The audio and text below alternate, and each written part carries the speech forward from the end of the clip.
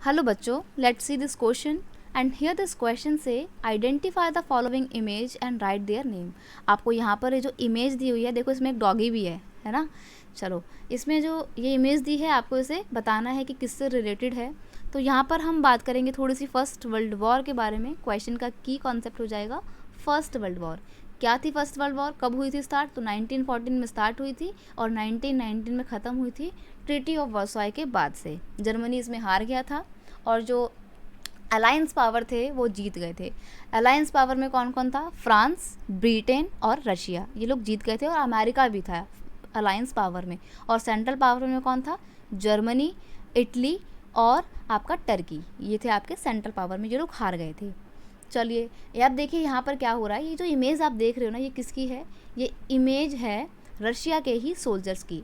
It is the image of Russian soldiers during the first world war. First world war के साथ के time पे जब बहुत सारे रशिया के सोल्जर्स लड़ाई के लिए लड़ने जा रहे होते हैं, ये तब की फ़ोटो है।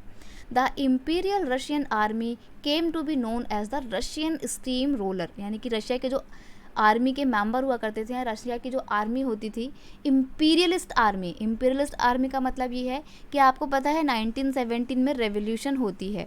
तो रेवोल्यूशन से पहले जब मोनार्की हो रही होती है, मोनार्की काम कर रही होती है, ज़ार निकोलस सेकंड राजा होते हैं, तो जो उनकी आर्मी थी ना बेटा, उनको बोला जाता था रशियन स्टीम रोलर।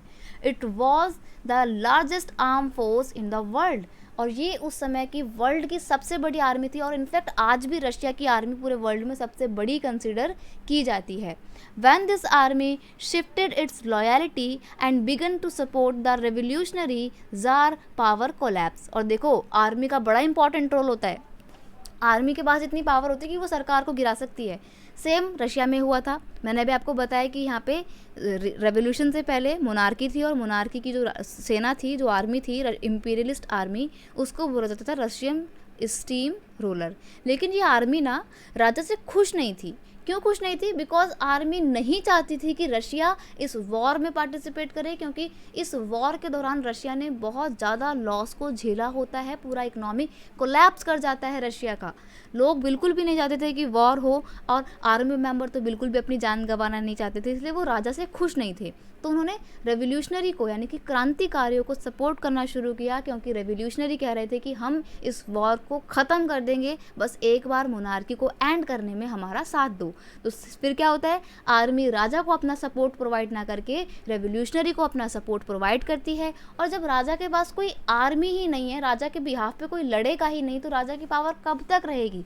तो यही होता है 1917 में, जो ज़ार निकोलस सेकंड की पावर्स होती हैं वो सारी कोलैप्स हो जाती हैं और मोनार्की का खात्मा हो जाता है।